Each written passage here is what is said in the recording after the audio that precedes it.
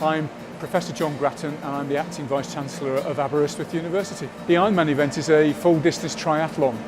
So it's in one day you have to do a 2.4 mile sea swim, a 112 mile bike ride, followed by a full-distance marathon.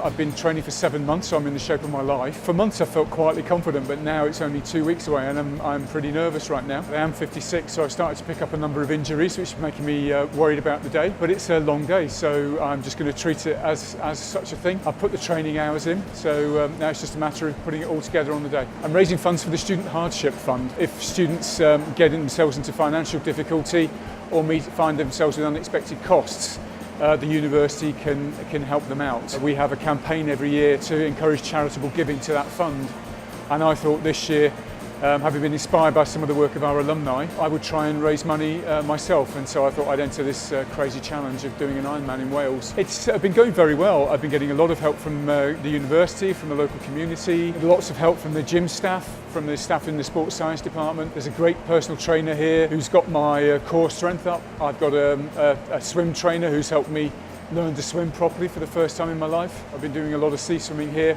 and the local community has got a big sea swimming group.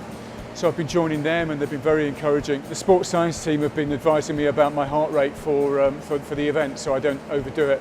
And I've cycled up and down every hill in Ceredigion, more or less. I run in the woods and fields around the university itself, or I run along the coastal path.